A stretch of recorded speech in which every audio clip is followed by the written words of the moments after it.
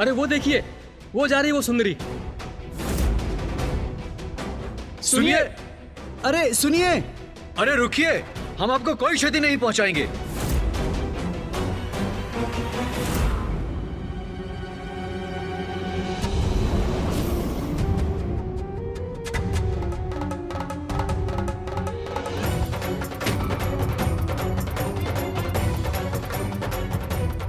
हम वन के इतने भीतर चले आए हैं कि वो सुंदरी भी अदृश्य हो गई है।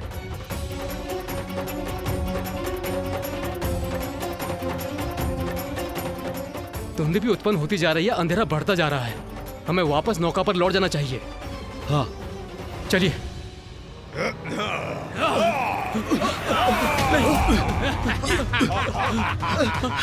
हमें छोड़ दो, हमें जाने दो, छोड़ दो, हमें जाने दो, छोड़ दीजिए, हमें जाने दो, हमें जाने दो, हमें जाने दो, हमें जाने दीजिए। जाने दूं? अतिथियों का स्वागत किए बिना जाने दूं? ये उचित नहीं है। हमारे द्वीप में आपका स्वागत है।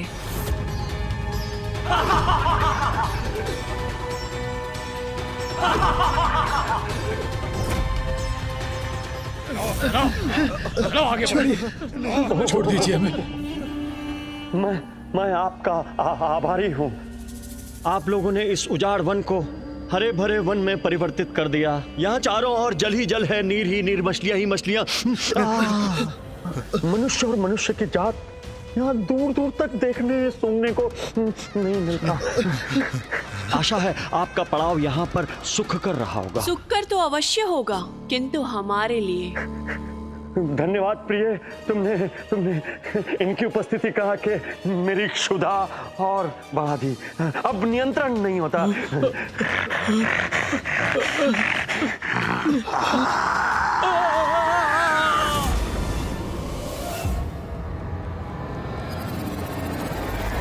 आपने दारुक और दारुका को ऋषि औरव के शाप से बचने का मार्ग सुझाया, देवताओं के प्रचंड क्रोध से उनकी रक्षा की,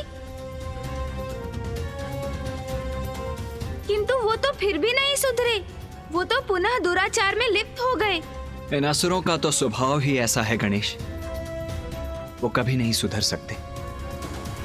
असुर, देवता, मनुष्य अथवा अन्य कोई भी जीव क्यों ना हो, मैं उसे सुधरने का एक अवसर अवश्य प्रदान करती हूँ। अन्याय नहीं करती हूँ मैं। व्यक्ति की प्रवृत्ति कैसी भी हो, उसे सन्मार्ग पर चलने का एक अवसर अवश्य प्रदान करती हूँ मैं। माता, मेरे मन में एक प्रश्न उत्पन्न हुआ है।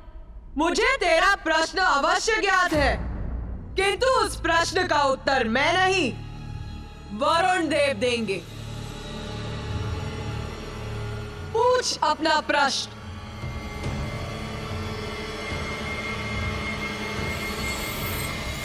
वरुण देव, दारुका अपना वन सागर में ले गई, जो आपका स्थान है। तो आप तो दारुका को वहीं बंदी बना सकते थे। उस वन पर आप अपना अधिकार कर सकते थे, तो फिर आपने ऐसा क्यों नहीं किया? आपका प्रश्न सर्वथा उचित है प्रथम पूज्य श्री गणेश। हुआ ये कि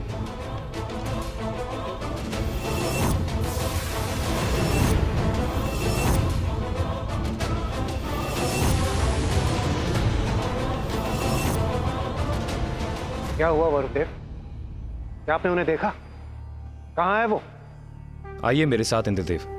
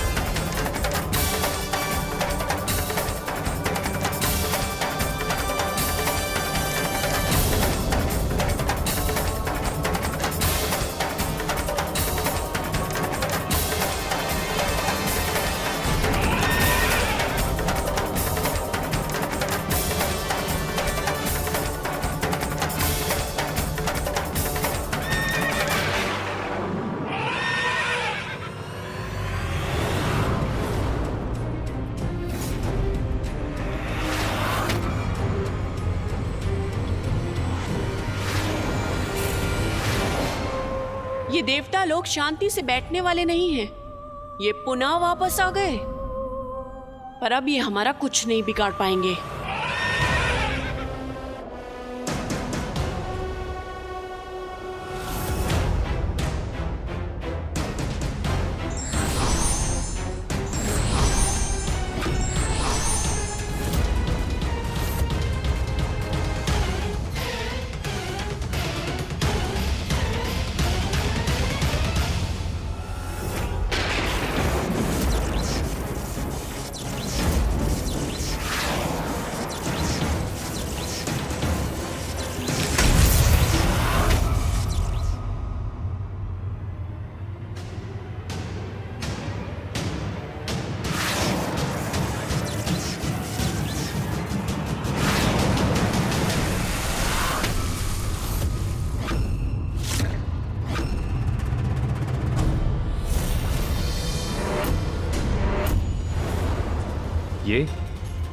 ये क्या हुआ? अभी तो दारुका का वन यही था।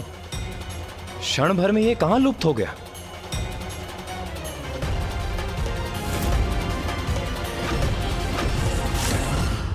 एक संपूर्ण द्वीप अचानक दृष्टि से ओझल हो गया।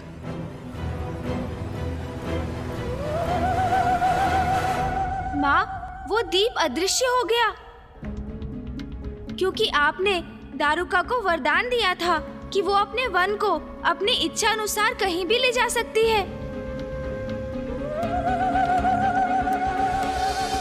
मैं बार बार उस वन को ढूंढता, हम वहां पहुंचते और जैसे ही हम उन पर आक्रमण करने वाले होते तो वो अदृश्य हो जाता।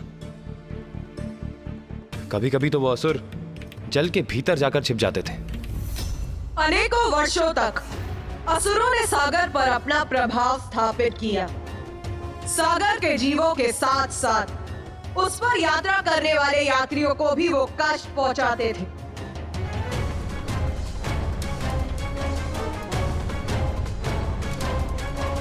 व्यापारियों को बंदी बनाते थे और उनसे अपनी सेवा करवाकर स्वयं सुख से रहने लगे।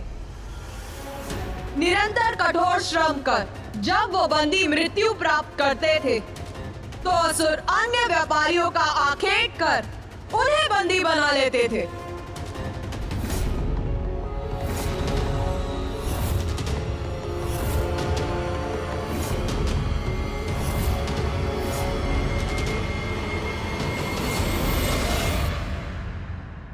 माता, अर्थात उन असुरों के कारण स्थिति बिगड़ती ही जा रही थी। पृथ्वी पर वो ऋषियों को ताड़ना देते थे और सागर में निर्दोष व्यापारियों को। और हम इस संकट को दूर करने में असमर्थ थे।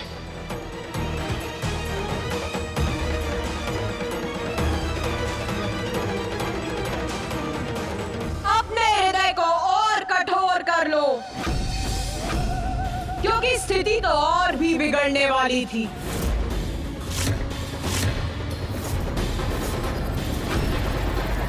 किंतु माँ, इससे बुरा क्या हो सकता था? ऐसा क्या किया दारुक और दारुका ने?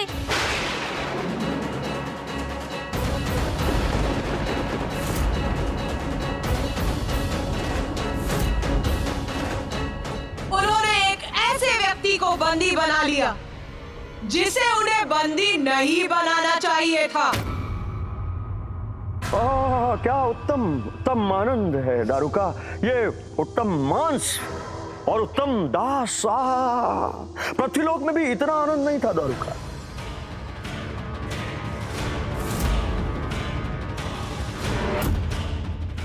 इनको ले जाओ, इनको बंदी बनाओ। ये भोजन के लिए बाद में प्रस्तुत करना। इनको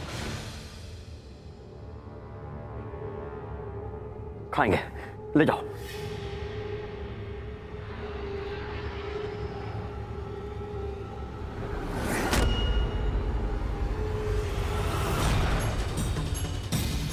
चलो, असुर श्रेष्ठ का आदेश नहीं सुना? चलो, उठो, चलो हमारे साथ।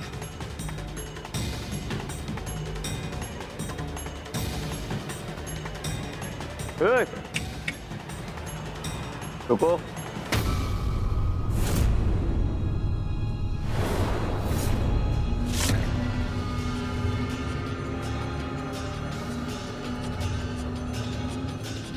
ए,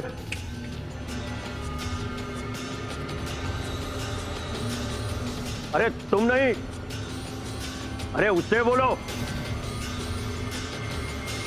वो मनुष्य क्या बड़बड़ा रहा था? इधर आओ उसे। ए चलो, असुर श्रेष्ठ तुमसे कुछ पूछना चाहते हैं। चलो आगे बढ़ो। क्या बड़बड़ा रहे थे? ओम नमः शिवाय।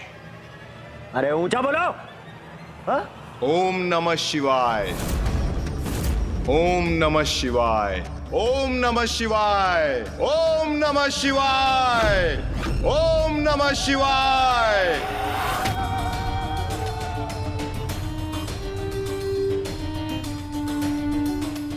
माता, कौन था वो व्यापारी?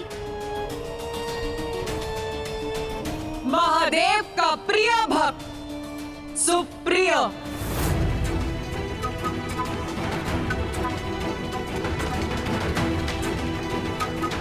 सुप्रिय, जिसके कारण महादेव और देवी आदि शक्ति के मध्य द्वंद्व की स्थिति उत्पन्न हो गई।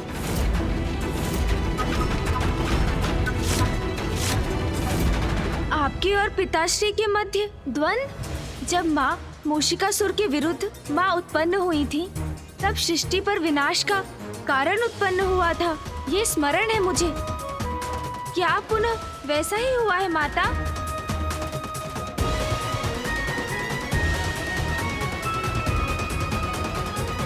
सच्चे भक्त की निर्मल भक्ति की अपार शक्ति को कम मत आंकना गणेश। संतान के दुख को देखकर जैसे माता पिता द्रवित होते हैं, वैसे ही निष्ठावान भक्त का दुख हमें भी द्रवित करता है गणेश। तब भगवान नहीं, अपितु भक्त के माता पिता के रूप में परिणाम की चिंता किए बिना सब कुछ छोड़कर हम उसकी रक्षा के लिए प्रस्तुत होते हैं गणेश।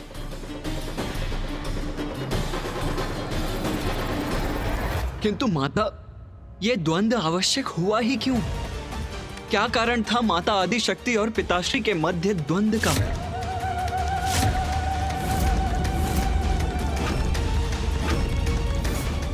ओम नमः शिवाय। ओम नमः शिवाय। ओम नमः शिवाय। ओम नमः शिवाय। ओम नमः शिवाय। क्या बोला? ओम नमः शिवाय।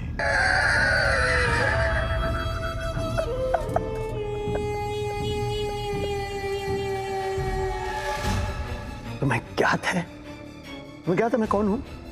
मैं सर्वशक्तिशाली असुर श्रेष्ठ दारुक हूं मैं। तुम दारुक के वन में हो। यहाँ यहाँ यहाँ जीवन और मृत्यु का निर्णय मैं करता हूं। इसलिए ओम नमः शिवाय मत बोलो, बोलो ओम दारुकाय नमः। ओम नमः शिवाय। ये इसे जितना शीघ्र समझ में आ जाए उतना ही उचित है। ओम नमः शिवाय। ओम नमः शिवाय। ओम नमः शिवाय। जब कष्ट भोगेगा ये शिव भक्त तो स्वयं सुधर जाएगा। ये ऐसा नहीं मानेगा। इसके कंधे पे ये मोटे मोटे दरख्त रखो, इसे लेके जाओ और चलाते हुए नहीं घसीटते हुए लेके जाना। जब इसके कंधों से खून टपकेगा, इसके पैरों में छाले पड़ेंगे, तब ये कहेगा ओम दारुकाय नमः। डर गए? बोलो बोलो बोलो ओम दारुकाय नमः बोलो बोलो। ओम नमः शिवाय। ओम नमः शिवाय। अरे अपने प्राण को बैठोगे, मुझे जानते नहीं हो तुम कौन हो? मैं जानता हूं, भली भांति जानता हूं कि तुम कौन हो। समुद्र पर यात्रा करने वाले व्यापारियों को आतंकित करते हो तुम। बस इतना ही साहस है तुम में दारुक। तुम हमारी स्वतंत्रता तो छीन सकते हो, किंतु हमारी भक्ति नहीं। मैं इसके प्राण हर लूंगा। मैं जीवित नहीं छोड़ूंगा इसे। ये दुष्ट अपने प्राण गवाएगा, नहीं सहूंगा इसका दुस्साहस। मैं नहीं सहोगे।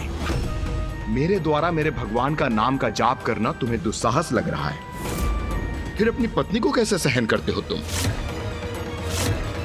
क्या वो आदि शक्ति की भक्त नहीं? क्या वो उनके नाम का जाप नहीं करती?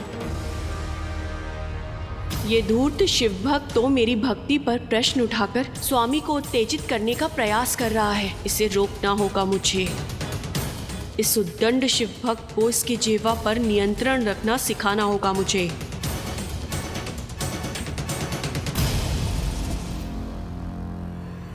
मुझसे अपनी तुलना कर रहे हो? मेरी भक्ति के फल स्वरूप स्वयं माता आदिशक्ति ने हमें वचन दिया है कि वो मेरे समस्त असुर समुदाय की रक्षा करेंगी। मेरी माता के प्रति भक्ति के लेश मात्र भी नहीं हो तुम। अगर ऐसा होता तो स्वयं महादेव प्रकट होते तुम्हारी रक्षा करने के लिए। आज जहां तुम बंदी बने खड़े हो, जहां तुम्हारे जीवन और मृत्यु का निर्णय हमारे हाथों में है, और ये वन मैंने माता की भक्ति से अर्जित किया है, और ये मेरे और मेरे स्वामी की भक्ति की अपार शक्ति का आधार है, क्योंकि माँ आदिशक्ति ही मेरी रक्षक है और तुम मेरे अनुसार एक मूर्ख व्यापारी हो, कोई भक्त नहीं। यदि महादेव तुम्हारी भक्ति का मान रखते तो स्वयं यहाँ पर प्रकट होते, किंतु कहाँ है वो? हमें तो नहीं दिखाई दे रहे। और तुम मेरे स्वामी के समक्ष बेड़ियों में जकड़े हुए दीनहीन अवस्था में एक निर्बल असहाय बंदी हो।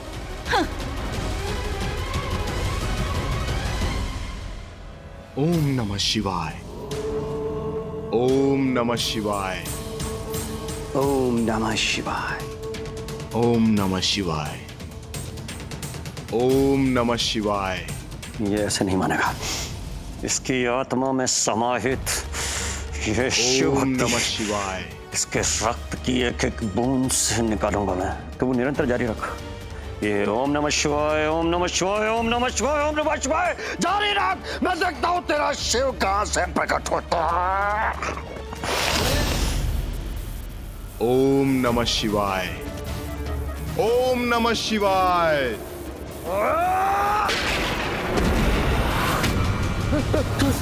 ओम नमः शिवाय।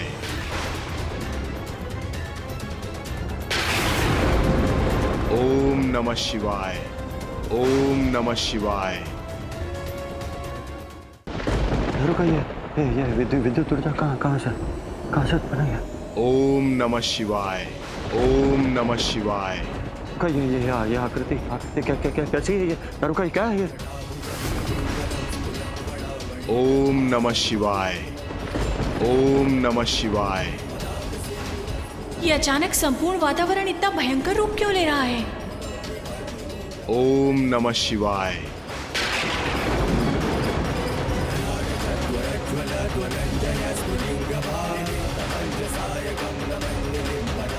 अरे ये भूकंपन कैसा है?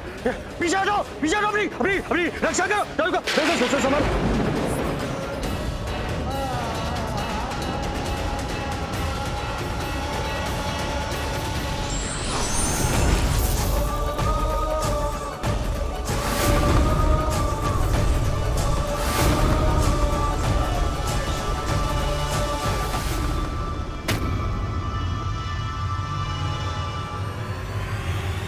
पिताश्री अपने भक्ति की रक्षा के लिए प्रस्तुत हो गए। तो मुझे भी ऐसा ही प्रतीत हुआ रे, किंतु नहीं, उन्होंने तो स्थिति और भी विकट कर दी। किंतु वहाँ पिताश्री के आने से स्थिति बिगड़ कैसे गई माता? क्योंकि इससे महादेव और आदिशक्ति के मध्य एक तनावपूर्ण और भयंकर युद्ध की स्थिति उत्पन्न हो गई थी गणेश।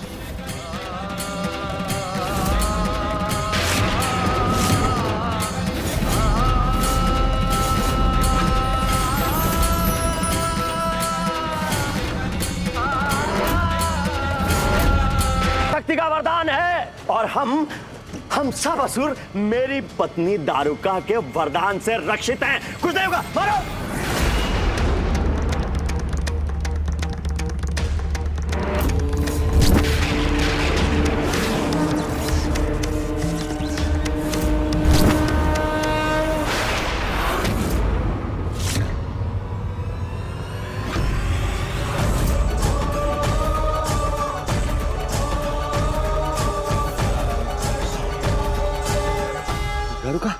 दारुका, ये मेरे असुर भस्म कैसे हो गए? दारुका, ये क्या हो गया? दारुका, देखो।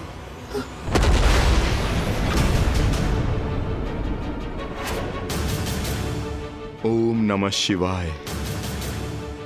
ओम नमः शिवाय।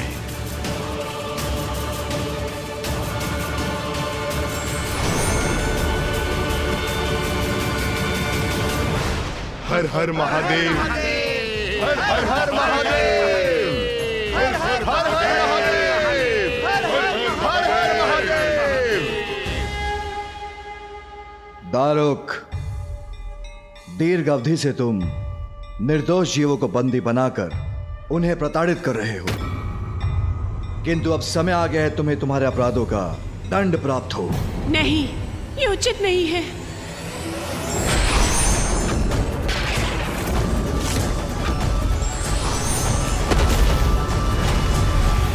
इस प्रकार तो महादेव हम सभी असुरों का वध कर देंगे। अब तुम्हारी बारी है दारुक। जब तक तुम जीवित रहोगे, निर्दोष निर्बल असहाय लोगों को कष्ट ही दोगे, जो अब मैं और होने नहीं दूंगा। इसलिए अब तुम्हारा अंत ही उचित है। मेरा अंत होगा शिव के द्वारा, महादेव के द्वारा? कैसे संभव है? मैं कैसे करूंगा अपनी रक्षा? नहीं नहीं, ये नहीं हो सकता। ये कदापि नहीं होने दूंगी मैं।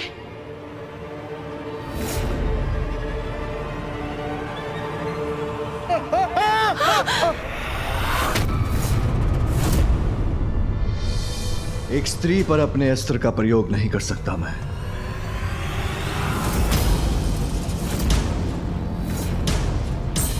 महादेव मुझे देखकर दुविधा में पड़ गए। मेरी युक्ति सफल हो गई।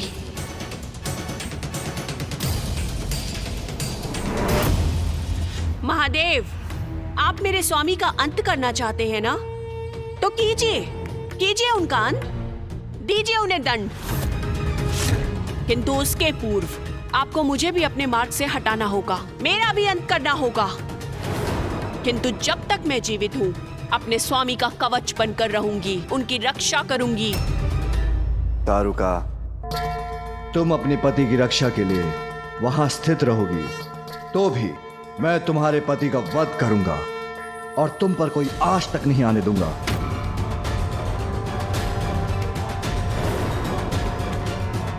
नहीं, ऐसा कदापि नहीं करेंगे आप महादेव।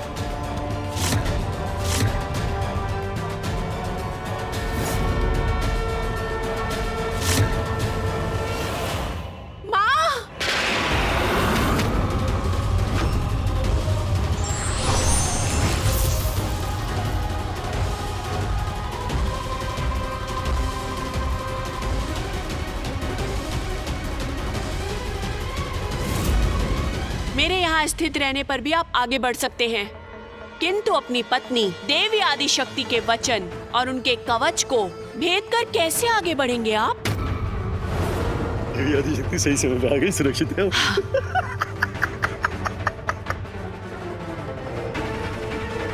चलो अच्छा हुआ, देवी आदिशक्ति समय रहते आ तो गई। अब कुछ नहीं हो सकता मुझे, सुरक्षित हूं मैं।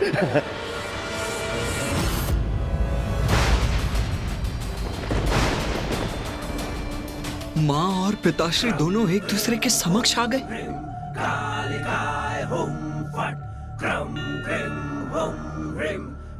माता, दारुका ने तो आपकी आदिशक्ति के रूप को ही ढाल बना लिया, वो भी पिताश्री महादेव के विरुद्ध। हाँ,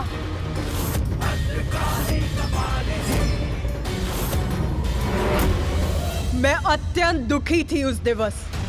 मेरी ही शक्ति मेरे ही स्वामी महादेव को रोकने में बाधा बन रही थी, अति हो रही थी ये। किंतु मैं भक्त को दिए गए वरदान के कारण विवश हो रही थी।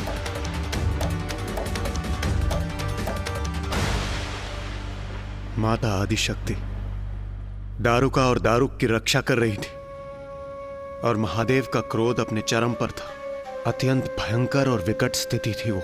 महादेव का एकमात्र लक्ष्य था उस असुर का अंत करना जो उनके भक्तों को कष्ट दे रहा था, और स्वयं माता आदिशक्ति उनके मार्ग में बाधा बनकर खड़ी थी, जिस कारण महादेव का क्रोध और भी तीव्र होता जा रहा था। महादेव, क्या करेंगे आप? कैसी दुविधा में फंस गए? देखिए, मेरी पत्नी माँ आदिशक्ति की परम भक्त है और माँ आदिशक्ति ने स्वयं सुरक्षा कवच बना दिया।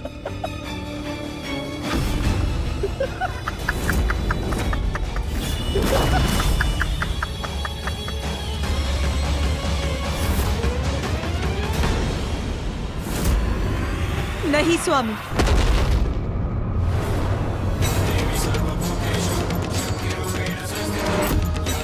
माँ, दारुका माँ। अपना अस्त्र मत चलाइए, अन्यथा अनर्थ हो जाएगा।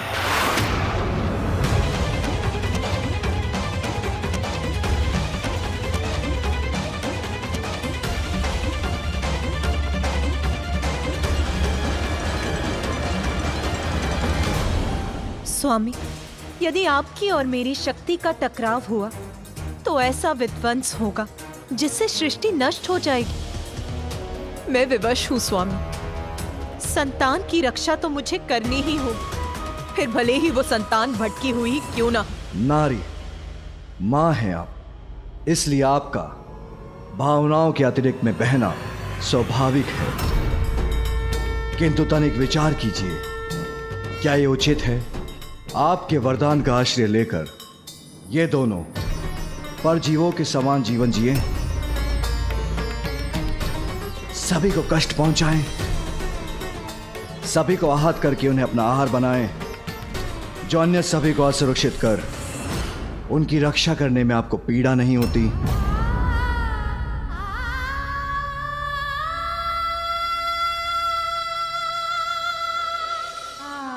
स्वामी, असुरों का तो ये स्वभाव है, उनसे और क्या अपेक्षा करते हैं आप? उनके आराध्य को कितनी भी पीड़ा पहुंचे, फिर भी वो वही करते हैं जो उनकी इच्छा होती है। उनकी तामसी प्रवृत्ति आपसे छिपी नहीं है स्वामी। दारुका की भक्ति ने मुझे विवश कर दिया है स्वामी।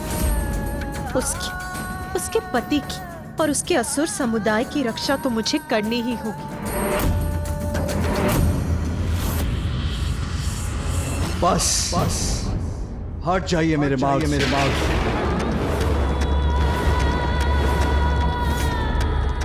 नहीं, कदापि नहीं स्वामी। मैंने कहा ना आपसे, हट जाइए। मैं ऐसा नहीं कर सकती स्वामी। वचन की मर्यादा रखना तो मैंने आप ही से सीखा है। कुछ भी क्यों ना हो स्वामी, भगवान के द्वारा अपने भक्त को दिया गया वचन भंग नहीं हो सकता, अन्यथा भक्त का अपने भगवान से विश्वास ही उठ जाएगा। और यदि ऐसा हुआ तो संसार से भगवान का अस्तित्व ही मिट जाएगा। मुझे पाठ सिखाने का प्रयत्न मत कीजिए। मैं आपसे कह रहा हूं देवी, हट जाइए मेरे मार्ग से। नहीं स्वामी, मैंने दारुका को उसकी रक्षा करने का वचन दिया है, तो क्या भगवान का उसके भक्त की रक्षा करना अनुचित है? तो क्या अपने पति का विरोध करना अनुचित नहीं? अपने भक्त के उदाहरण से सीखिए। आप देखिए किस प्रकार अपनी निष्ठा से अपने पति की रक्षा कर रही है वो। स्वामी, आपके प्रति मेरा स्नेह, निष्ठा और समर्पण से आप भली भांति परिचित हैं। दोष मेरा नहीं, इस परिस्थिति का है। आप तो सदा अपने कर्तव्य के प्रति अडिग रहते हैं। क्या चाहते हैं आप? मैं अपने दायित्व को निभाने में असफल हो जाऊं?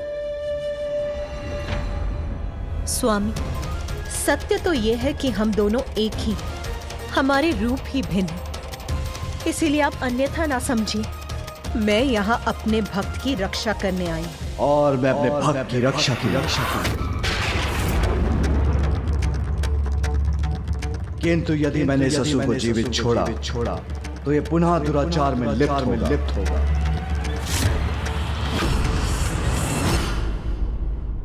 तो ठीक है स्वामी, हम दोनों अपने अपने स्थान पर उचित हैं।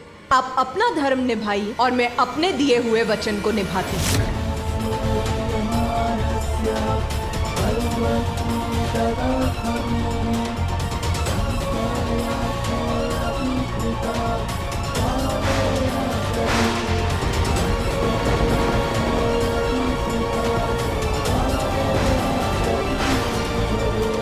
महादेव क्या देवी आदिशक्ति पर प्रहार करने वाले?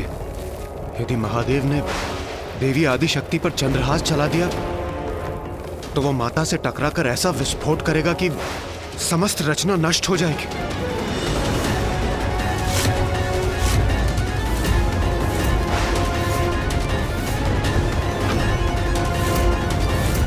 माता और महादेव के मध्य का ये टकराव सृष्टि के लिए संकट उत्पन्न कर रहा है। इस स्थिति में हम हस्तक्षेप करें भी तो कैसे? महादेव और माता ही शांत होकर इस संकट को दूर कर सकते हैं।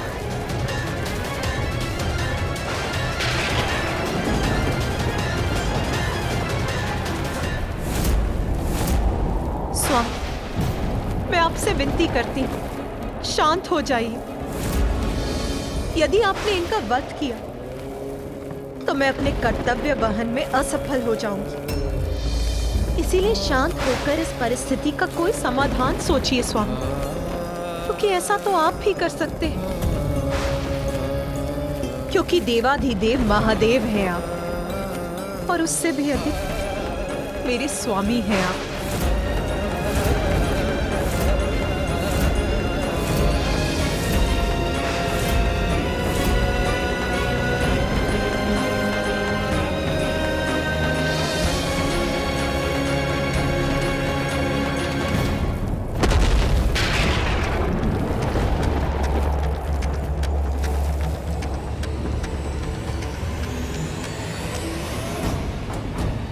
शिव ने अपना अस्त्र झुका तो दिया, तो क्या अब मैं सुरक्षित हो गया?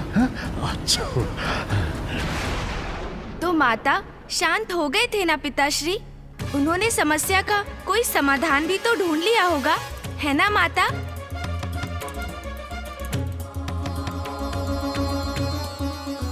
मेरी उत्सुकता तो ये है कि पिताश्री ने ऐसा क्या समाधान ढूंढ लिया।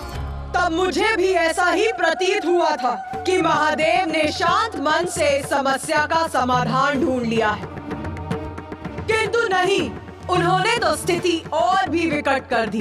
पिताश्री ने स्थिति और विकट कर दी? कैसे माता? किंतु पिताश्री ने तो अपना अस्त्र हटा लिया था और एक नया अस्त्र छोड़ दिया, शब्दों का।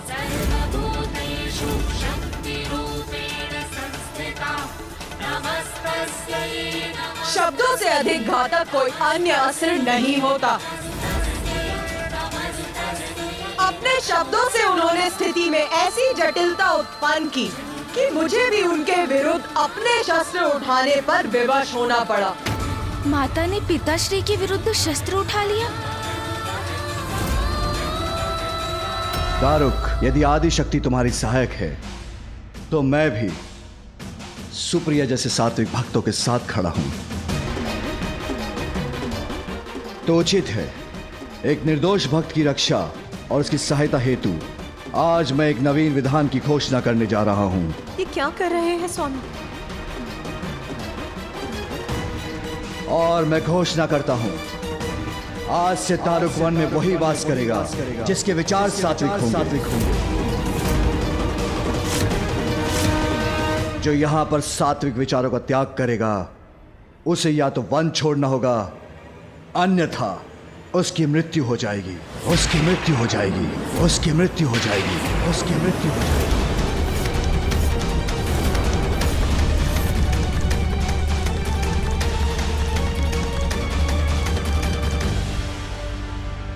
नहीं, ये उचित नहीं है।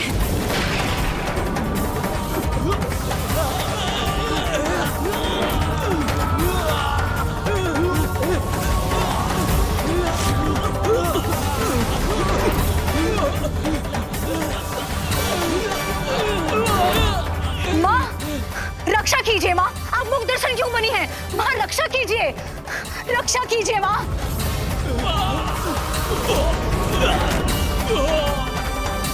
अपनी शक्ति दिखाइए, रक्षा कीजिए माँ।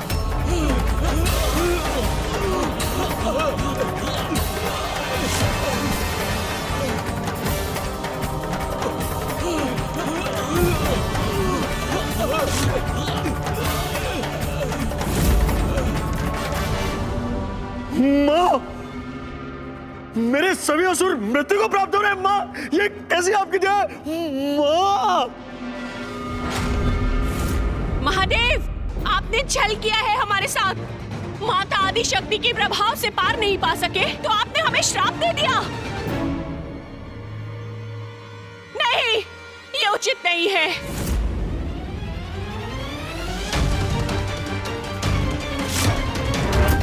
माँ, रक्षा कीजिए माँ, आपने वचन दिया था माँ। मुझे अपने वरदान की मर्यादा का मान रखने के लिए कुछ करना ही होगा। स्वामी, स्वामी,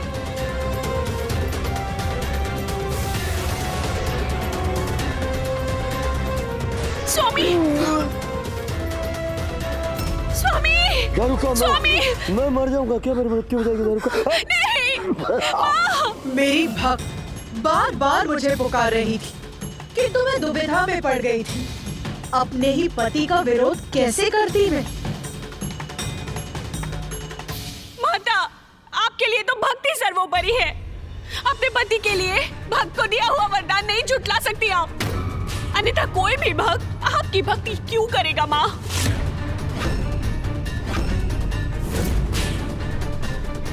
माता, मेरी गुहार सुनिए माता, हमारी रक्षा कीजिए माता।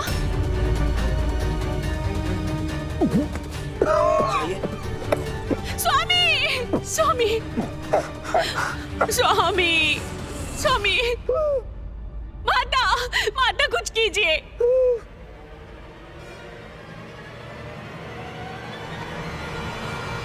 महादेव,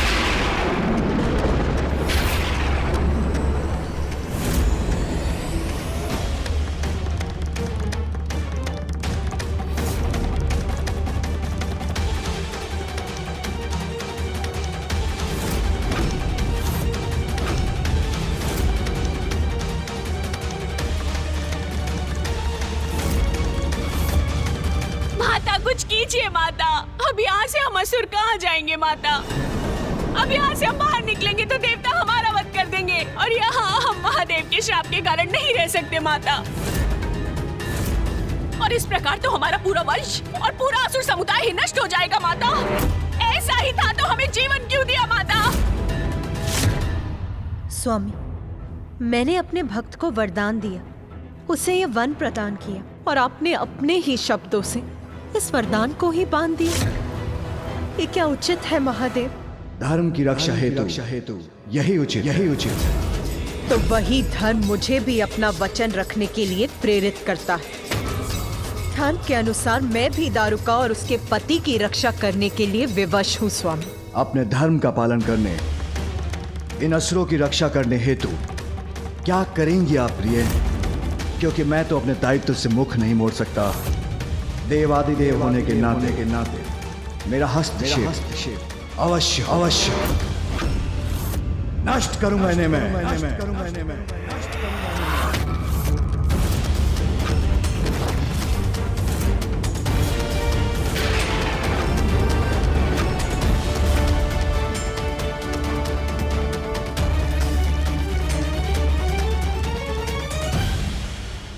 मैं ये वचन देती हूँ,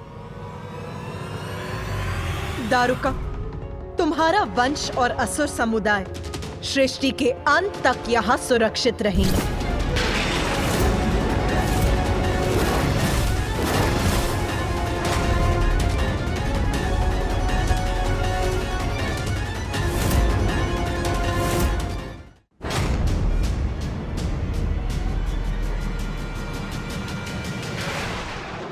ऐसा वचन कैसे दे सकती हैं आप देवी?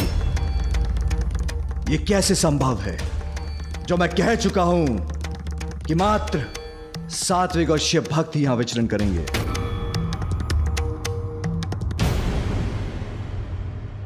और मेरा वरदान नाथ, मैंने दारुका और उसके असुर समुदाय को यहाँ सुरक्षित रहने का वरदान दिया है और आपका वरदान मेरे वरदान में बाधक बन रहा है।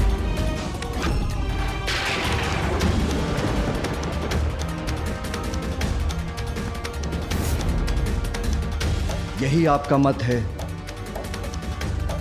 तो आप अपने वरदान की रक्षा कीजिए और मैं अपना वरदान पूर्ण करूंगा।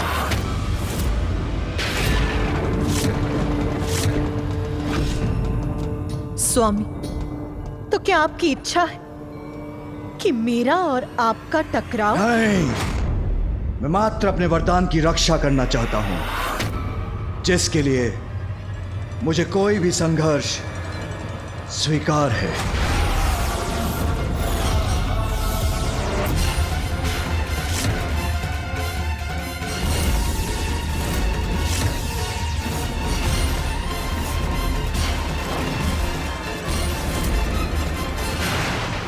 माँ आदिशक्ति और पिताश्री के मध्य ऐसा भीषण द्वंद्व उत्पन्न हो गया।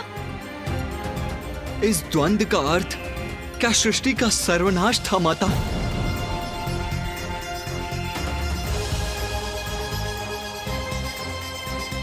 ये तो मेरी समझ के परे है माता। अभी तो सृष्टि का आरंभ ही हुआ था और आपने अपने भक्त की रक्षा के लिए जो किया कि उसके लिए इतना बड़ा मूल्य चुकाना, संपूर्ण रचना को संकट में डालना, ये उचित था माता। माता, आपके और पिताश्री के मध्य ये द्वंद्व ब्रह्मांड की दो सर्वोच्च शक्तियों के विनाशकारी टकराव का अर्थ तो सृष्टि का सर्वनाश है। सृष्टि ना रहे तो आपके भक्त कहाँ रहेंगे माता? उचित कहा तूने गणेश, किंतु उस समय महादेव और मेरा क्रोध अपने चरम पर था। अपने भक्त की रक्षा हमारा धर्म, हमारा कर्तव्य और हमारा एकमात्र सत्य था और हम दोनों ही अपने अपने सत्य पर अड़िग थे।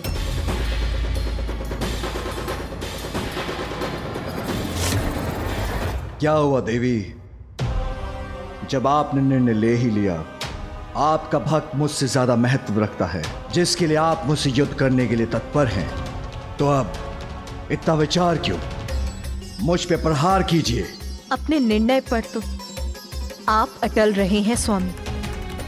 निरंतर मेरी विनती अनसुनी कर इस द्वंद्व का आरंभ तो आप ही ने किया है स्वामी। जब अपने कथन से मेरे भक्त को उसके अधिकार से वंचित कर आपने ये भी स्पष्ट कर दिया कि आपके लिए मेरे वरदान का कोई मूल्य नहीं। मुझे मेरे भक्त को दिए गए वरदान की मर्यादा की रक्षा के लिए इस संघर्ष के सिवाय कोई उपाय छोड़ा ही कहाँ है आपने स्वामी?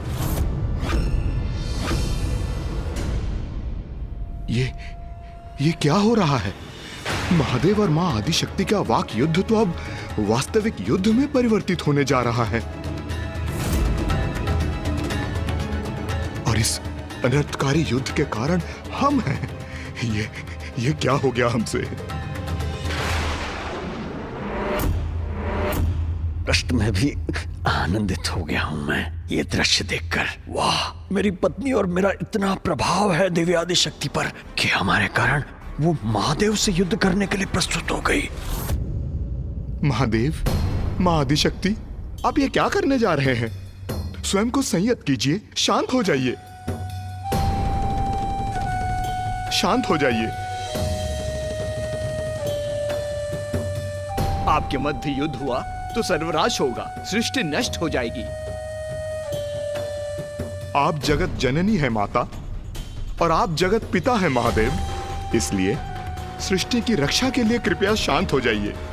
शांत हो जाइए प्रभु, शांत हो जाइए माता, शांत हो जाइए।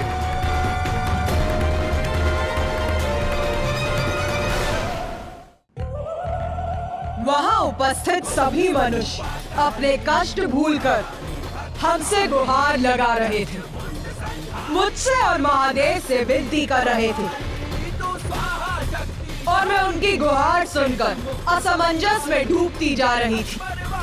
एक और तो मैं एक स्त्री थी, एक पत्नी थी जो अपने पति के विरुद्ध जाने के लिए विवश हो रही थी, किंतु दूसरी ही ओर मैं अपने भक्तों के लिए माँ भी थी और जगत जननी होने के कारण जगत का विनाश होते हुए नहीं देख सकती थी।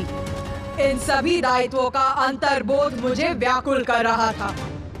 अपने ही आधार को कोई क्षति कैसे पहुंचा सकता है भला? इसीलिए स्वामी, जो मेरे जीवन का आधार है, उन पर वार करने के विचार से ही मेरे हाथ कंपित हो उठे थे। किंतु माँ के जीवन का सबसे बड़ा आधार तो उनकी संतान ही होती। अपनी संतानों की सुरक्षा के विचार में मेरी निश्चय को दृढ़ता और मेरे हाथों को स्थिरता दी।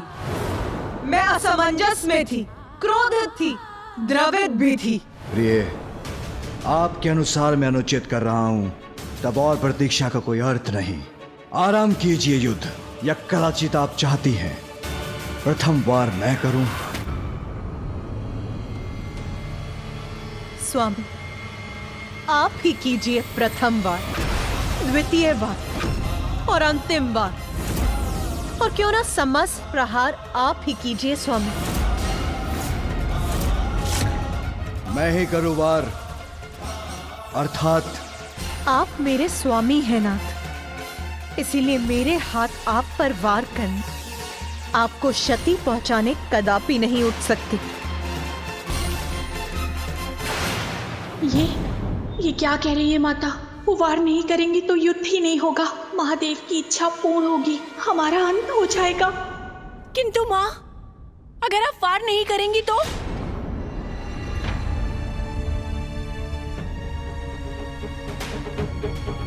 मैं आप पर वार नहीं करूंगी स्वामी, किंतु इसका अर्थ ये नहीं है कि मैं अपने भक्तों की रक्षा भी नहीं करूंगी। मैं उनके समक्ष उनका कवच बनकर रहूंगी। यदि आप उन तक पहुंचना चाहते हैं तो आप मुझे भेद कर, मुझे नष्ट कर उन तक पहुंचेंगे। अब ये कैसी युक्ति है आपकी? युक्ति नहीं स्वामी, ये प्रेम है एक स्त्री का अपने प्राणनाथ के प्रति।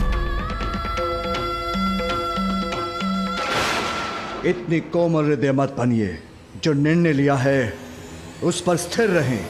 मैं तो अपने स्थान पर स्थिर हूं स्वामी, किंतु मुझ पर वार करने का संकोच तो आपको हो रहा है नाथ, इसीलिए कोमलता का प्रभाव तो आप दर्शा रहे हैं। प्रिय, मुझे उत्तेजित मत कीजिए, अन्यथा मेरे हाथ से एक बार मेरा त्रिशूल जल गया तो उसका परिणाम ज्ञात है आपको। आपके त्रिशूल का प्रहार तो सहर्ष स्वीकार करूंगी मैं स्वामी, ये तो मेरा परम सौभाग्य है नाथ। देवी, इसके पूर्व की बहुत विलंब हो जाए, मैं अपना नियंत्रण खो बैठूं। हट जाइए मेरे मार्ग से।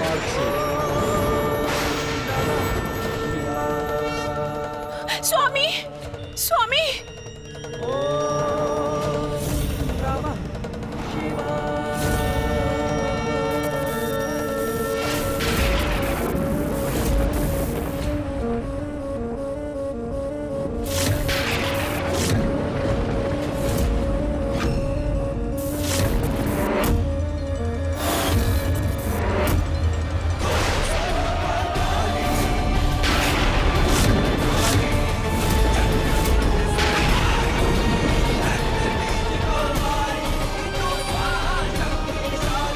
मुझे क्या करना है? मैं समझा नहीं माता, ऐसा क्या कहा पिताश्री ने?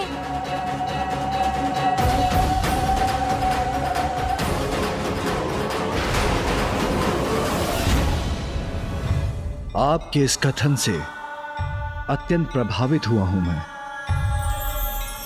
आपको वरदान देने के इच्छुक हूं। कहिए, क्या इच्छा है आपकी प्रिय? स्वामी, कुछ समय पूर्व तो आप मुझसे युद्ध, मुझे नष्ट करने के लिए आतुर थे, और अब आप मुझे वरदान दे रहे हैं। इसीलिए तो आतुलिक प्रेम करती हूं मैं आपसे नाथ, और मैं ही नहीं, समस्त संसार के स्नेह और श्रद्धा के पात्र हैं आप, क्योंकि हम सभी के भोले नाथ हैं आप। बस, हमारे द्वंद्व का भी अंत नहीं हुआ है। आप वरदान मांगिए, उसके बाद हम युद्ध पुनः प्रारंभ करेंगे। देवी आदिशक्ति, स्मरण रखिए, जिन असुरों की आप रक्षा कर रही हैं वो तामसिक प्रवृत्ति के हैं, वो तामसिक प्रवृत्ति के हैं, और तामस तो अज्ञानता से उपजा अंधकार है, जिसे मिटाना अत्यंत आवश्यक है।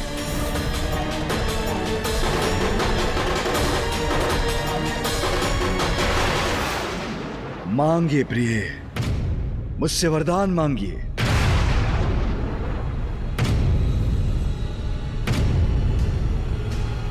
जिन असुरों की आप रक्षा कर रही हैं वो तामसिक प्रवृत्ति के हैं, वो तामसिक प्रवृत्ति के हैं।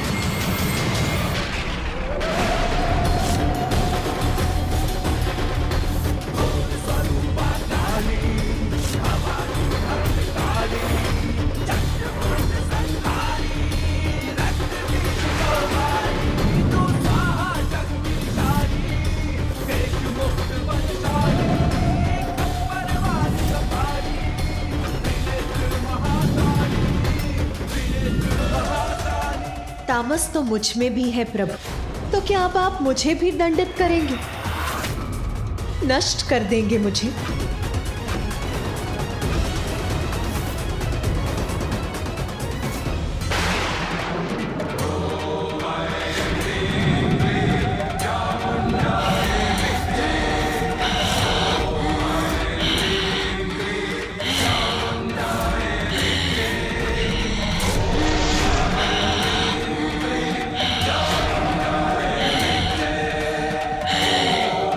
माता के अनेक रूपों में ये कदाचित उनका सर्वाधिक प्रचंड और उग्र रूप है।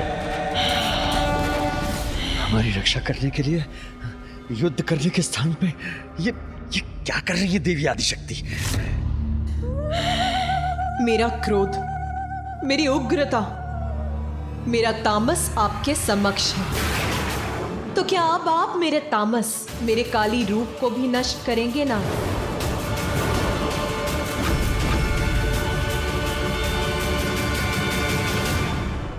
और तामस से तो आप भी रिक्त नहीं है प्रभु, वो तो आप में भी है। तामस मुझ में? आपके कंठ में स्थित ये हलाहल विष तामसी नहीं है क्या? और फिर आपका उग्र रूप महाकाल भी तो तामसी है। तो क्या मैं भी उसे मिटाने हेतु आप पर आक्रमण कर दूं?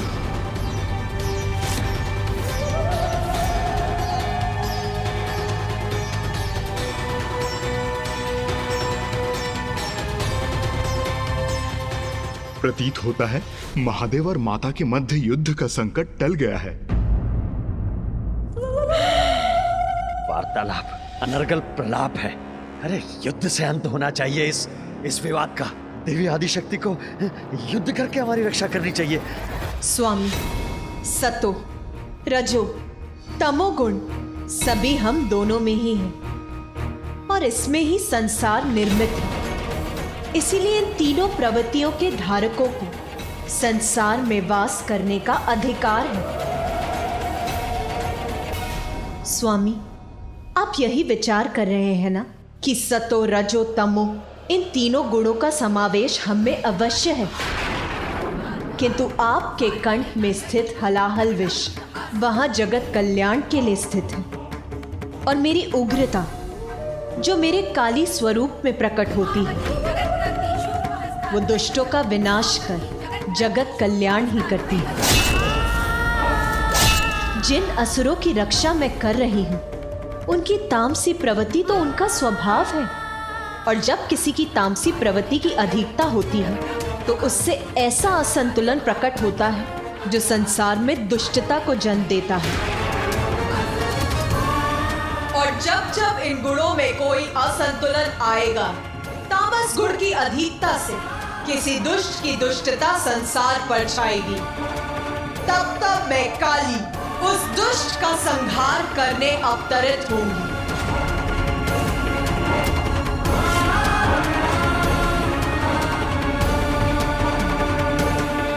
मैंने अपनी भक्त दारुका और आपने अपने भक्त सुप्रिया की रक्षा के लिए वरदान दिया है, और अब हमें हमारी उलझन से बाहर आने के लिए मैं आपके वरदान का ही आश्रय लेती हूँ। मुझे वचन दीजिए प्रभु कि हम दोनों मिलकर इस समस्या का समाधान ढूंढें, जिससे हम दोनों के ही वचन की मर्यादा भंग न हो।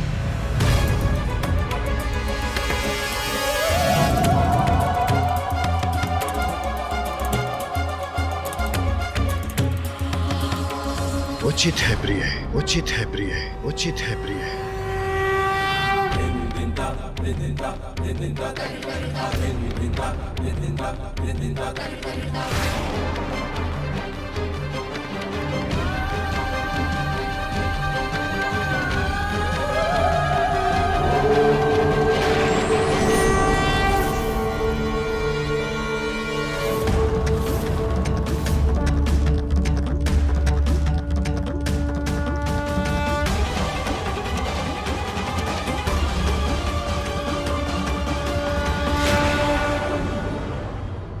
महादेव, मां आदिशक्ति, आपके इस अर्धनारीश्वर स्वरूप के दर्शन करके हम कृतार्थ हुए।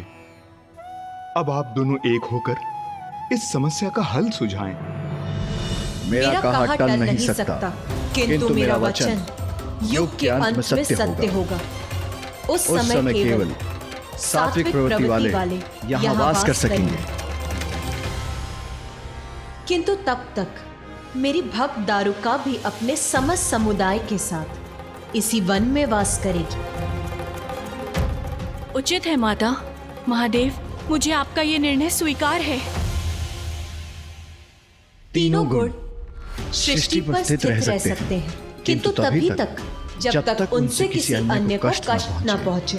किंतु यदि किसी ने इस नियम का उल्लंघन किया तो उन्हें उनके कर्मों के अनुसार दंडित होना होगा। और जब प्रलय होगी तब सभी राक्षस और तामसिक प्रवृत्ति धारकों का अंत होगा। जो सात्विक होंगे वही शेष रहेंगे और भावी युगों के चक्र में प्रवेश कर सकेंगे। अगले सतयुग में भी जीवित रहेंगे।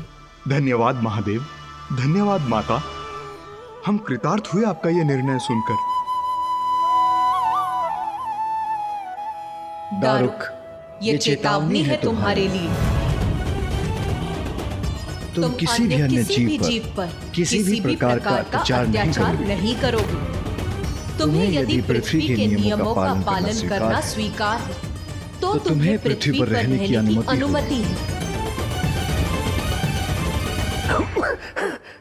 अरे दुष्ट मनुष्य, अरे तेरे कारण हुआ है सब कुछ। स्वामी, आप ये क्या कह रहे हैं? अरे क्या कह रहा हूँ? ये माँ ने छलना की है तेरे साथ।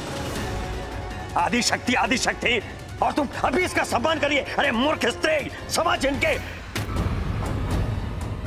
स्वामी, मेरा अपमान क्यों कर रहे हैं? और तू बंदी बनकर आया था। तूने महादेव का आह्वान किया, दो आंसू बहाए और हमसे जीवन का अधिकार छीन रहा है तू। तुझे जीवित नहीं छोड़ूंगा। और महादेव, आदिशक्ति, मुझे तुम्हारा ये निर्णय स्वीकार नहीं है। अरे इस ब्रह्मांड का नियम है कि जो शक्तिशाली है प्रभुता उसी की होगी। और ये तुच्छ पुरुष ये मेरे सामने खड़े रहेंगे, मेरे आहार हैं ये, मैं खाऊंगा इनको। और तू जीवित नहीं बचेगा। नहीं स्वामी, नहीं। हट जा मेरे रास्ते से। अगर तू बाधा बनेगी तो तू भी नहीं बचेगी।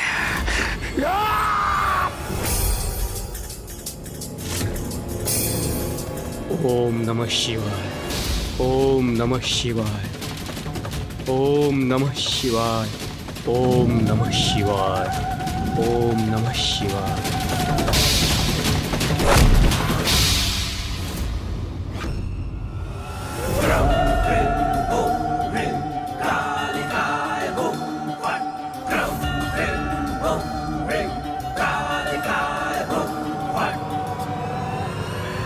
महादेव और देवी आदिशक्ति की उपस्थिति में तूने इतना दुस्साहस कैसे किया? इतना अहंकार करने वाला तू है कौन?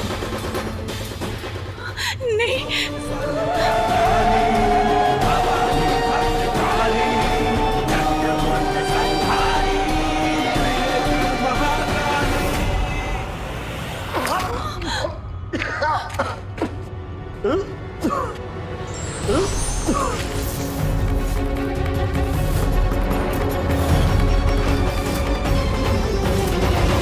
देवी आदिशक्ति ने बार बार तेरी रक्षा की, यहाँ तक कि वो तेरे लिए महादेव के भी विरुद्ध चली गई। और तूने अपना अहंकार, अपना तामस नहीं त्यागा। अब तुझे जीवित रहने का कोई अधिकार नहीं। तेरा अंत निकट है।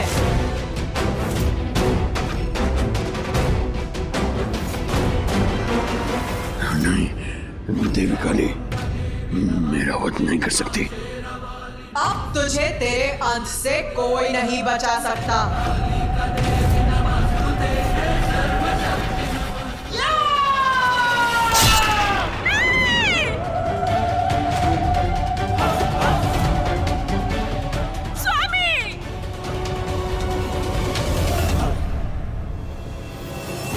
विनाश काले विपरीत बुद्धि।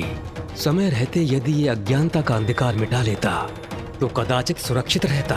तामसी होने का अर्थ अन्यायी अत्याचारी नहीं होता, और जब जब तामस की अति होगी मैं उसका नाश अवश्य करूंगी।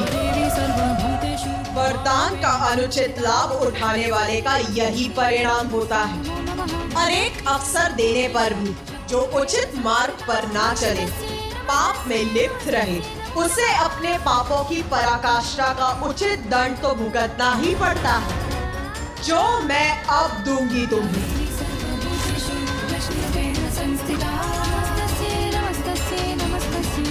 अन्याय को मिटाना मेरा कर्तव्य है, इसीलिए यदि असुर अन्याय पूर्ण आचरण करेंगे तो उसे मिटाने में मैं कदापि संकोच नहीं करूंगी। माता, माता, हमें क्षमा कर दीजिए माता, हमसे बहुत बड़ा अपराध हुआ है। मुझे नहीं ज्ञात था मेरे स्वामी इतना अन्याय करेंगे। मुझे मेरी भूलों का, मेरे पापों का इतना बड़ा दंड मत दीजिए माता। मैंने जो भी किया अपने पति के लिए किया, अब उनके बिना मेरा जीवन निरर्थक हो जाएगा माता। क्षमा कर दीजिए माता, हमें एक अवसर दीजिए माता, अंतिम बार मुझ पर दया कीजिए, मेरे पति को पुनर्जीवित कर दीजिए माता। ये आप ही कर सकती है माता, आप कर सकती है माता, आप कर सकती है।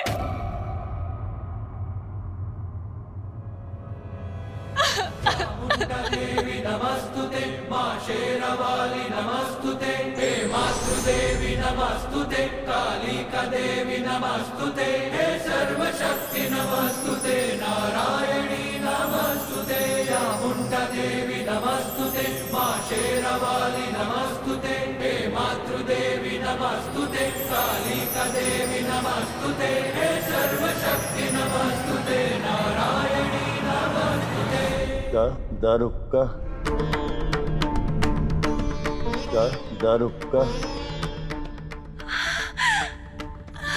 धन्यवाद माता। स्वामी, स्वामी, स्वामी, स्वामी।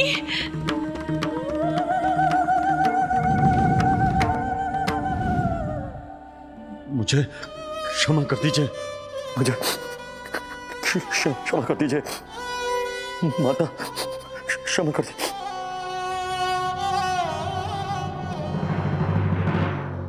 दारुक, आज तक तुमने जो किया और आज जो कुछ भी हुआ उससे ये स्पष्ट है कि तुम विश्वास के पात्र नहीं हो।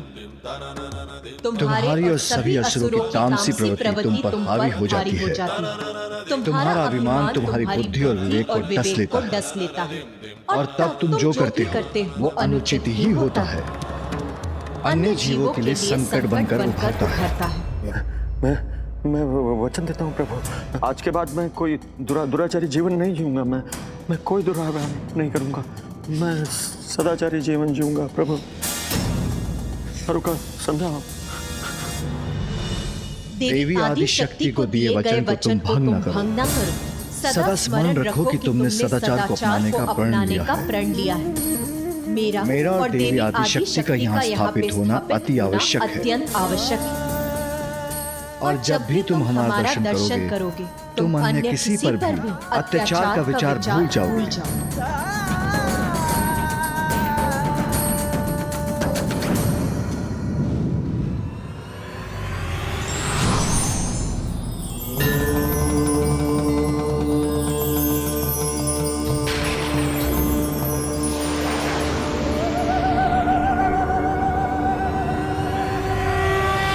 जयंती मंगला काली,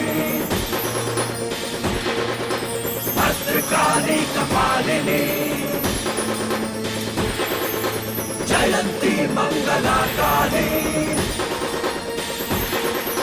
भद्रकाली कपालिनी, दुर्गा क्षमा शिवा धात्री, स्वाहा स्वदा नमोस्तुते, स्वरूपा काली, भवानी भद्रकाली, चंद्रमुंड संहारी, रक्त बीज कौमारी, तू स्वाहा शक्तिशाली, त्रिनेत्र महाकाली। मेरा ये ज्योतिर्लिंग नागेश्वर नाम से जाना जाएगा और इस स्थान पर देवी आदिशक्ति नागेश्वरी नाम से स्थापित होंगी।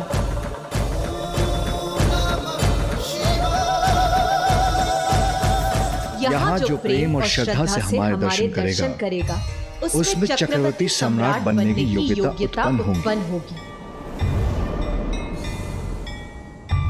आज मैं ये घोषणा करता हूँ, इस कलयुग के अंत के बाद भावी सतयुग में मेरी भक्ति से प्रेरित पराक्रमी राजा वीरसेन यहाँ मेरे दर्शन करेगा और अत्यंत शक्तिशाली चक्रवर्ती सम्राट बनेगा।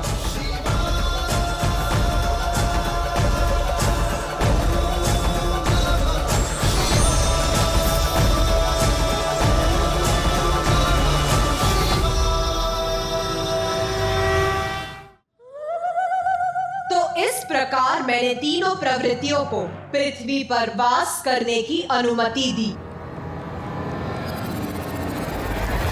माता, आपकी लीला अद्भुत है।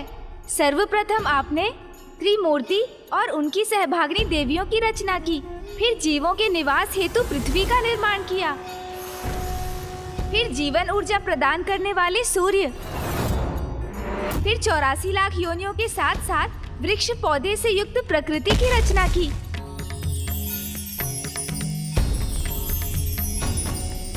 फिर माता, आपने विभिन्न जीवों के निवास के लिए उपयुक्त लोक रचे।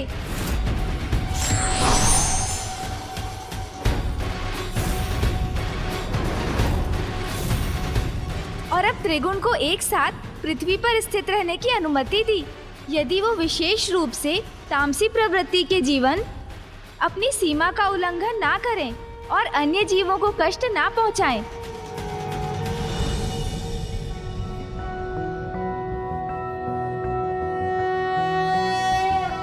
त्रैलोक्य पूजित देवी कमले विष्णु बल्लभे यथा त्वमचल कृष्णे तथा भवमयी स्थिरा।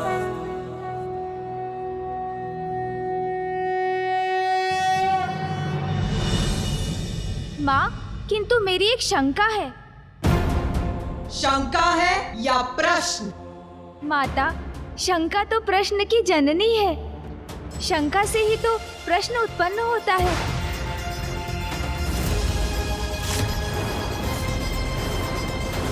तू उचित कहता है गणेश, तो पूछता क्यों नहीं? पूछ।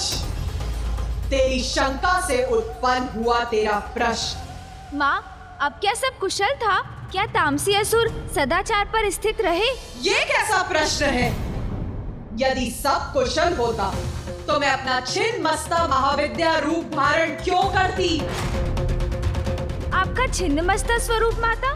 हाँ, मेरा वो विकराल स्वरूप जो मैं किसी महान उद्देश्य के लिए धारण करती हूँ। किंतु माता, अब देवी छिन्नमस्ता के रूप में आपका प्रकट होना क्यों आवश्यक था? क्योंकि दुष्टों ने अपनी दुष्टता का परित्याग नहीं किया। उन दुराचार असुरों को पुनः उचित पाठ सिखाना था मुझे। किंतु माता, आपने देवी काली रूप में दारुक पर प्राणघातक आघात किया था। फिर उसकी पत्नी दारुका ने आपसे दया की भिक्षा मांगी तो आपने दारुक को भी क्षमा कर दिया। किंतु उन दोनों ने आपको वचन दिया था माता कि वो सदा सत्कर्म करेंगे, अत्याचार नहीं करेंगे। इतनी कठोर चेतावनी प्राप्त होने के बाद भी दारुक पुनः दुराचार करने लगा क्या? असुरी प्रवृत्ति इतनी सरलता से कहा जाती है। अपने सिवाय उन्हें किसी का भी भला स्वीकार नहीं। जो प्राप्त है उससे संतुष्ट नहीं। दूसरों को कष्ट देकर उनसे उनका अधिकार छीनने में ही असुरों को आनंद आता है, जो उन्होंने पुनः किया। किंतु इस बार असुरी आतंक का कारण दारुक नहीं, किंतु एक और भयंकर असुर था जिसका नाम था एकाक्ष। एकाक्ष, एकाक्ष।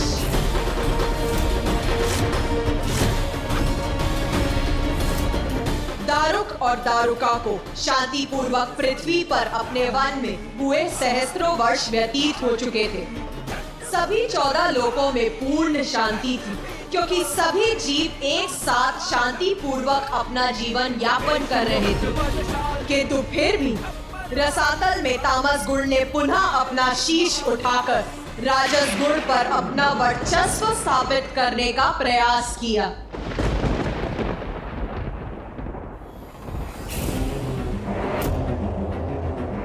एक नवीन असुर पुनः अधीर अशांत हो उठा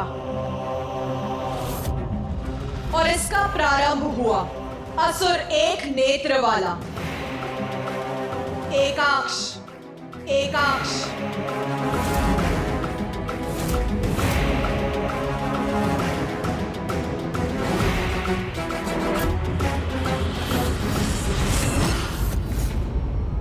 अत्यंत कुटिल और दुष्ट असुर था एकाक्ष।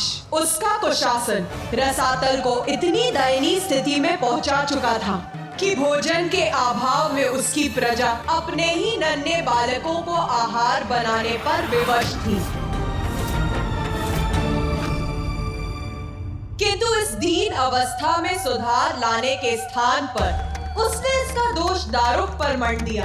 अपने संयोगी बुद्धि और दंतक की बुद्धि में यह विष भरा था कि दारुक और दारुका पृथ्वी पर असुर साम्राज्य स्थापित करने गए हैं, किंतु उसके कारण महादेव का श्राप मिला और असुरों की बुरी अवस्था हुई। अपने असुरों को भड़काकर स्वर्ग पर आक्रमण करना चाहता था वो। और एक दिवस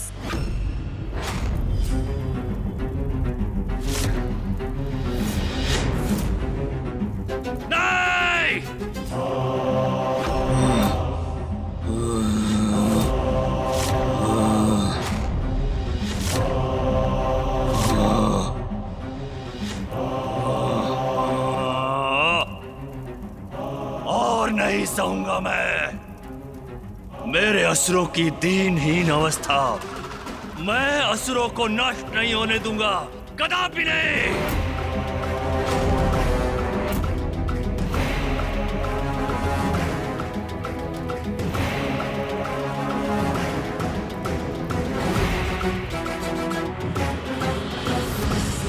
मैंने जब अपने भुवनेश्वरी स्वरूप में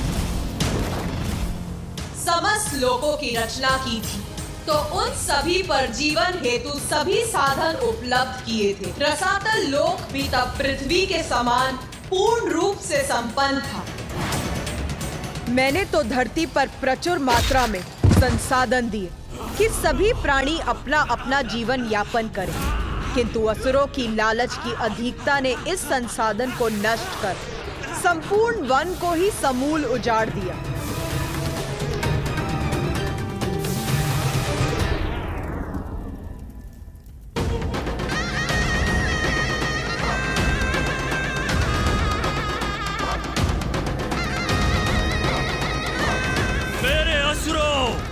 मेरे राक्षसों, एक नवीन उत्साह के साथ जागो।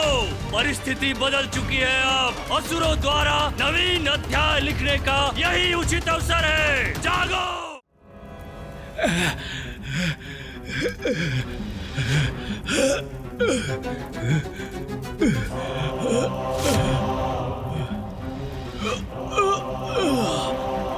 किसी भी प्रकार का भोजन चाहिए हमें, भूख लगी है हमें, भोजन चाहिए हमें, किसी भी प्रकार का भोजन चाहिए हमें, भूख लगी है। असुर सम्राट, क्या हमें भोजन के लिए पुकार रहे हैं? कदाचित चलकर हमें देखना होगा। अवश्य ही हम सबको भोजन प्राप्त होगा।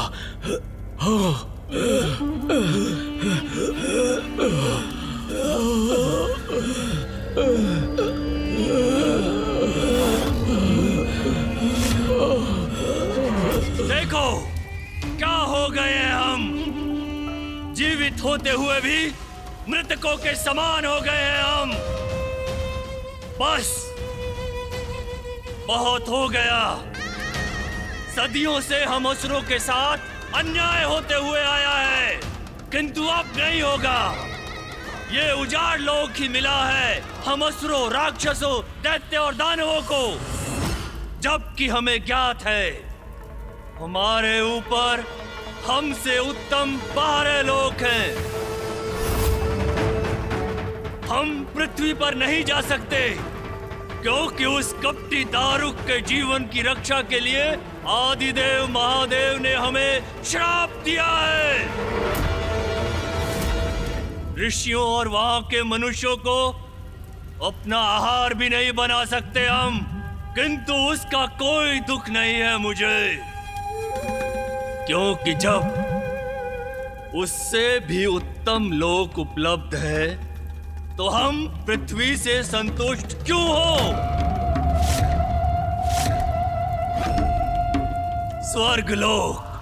स्वर्गलोक चाहिए हमें, स्वर्गलोक चाहिए, स्वर्गलोक, स्वर्गलोक, स्वर्गलोक। हम वहां जाएंगे जो स्रोत है शक्ति, धन संपत्ति और सभी सुख सुविधाओं का, वो दुष्ट देवता जो सदियों से स्वर्गलोक का सुख भोग रहे हैं। अब हम उन्हें उचित पाठ पढ़ाएंगे, स्वर्गलोक पर विजय प्राप्त करेंगे। स्वर्गलोक हमारा होगा, असुरों का। हमें स्वर्गलोक चाहिए, हमें स्वर्गलोक चाहिए, स्वर्गलोक चाहिए, हमें स्वर्गलोक चाहिए, हमें स्वर्गलोक चाहिए, हमें स्वर्गलोक, हमें स्वर्गलोक चाहिए, स्वर्गलोक चाहिए, हमें स्वर्गलोक चाहिए।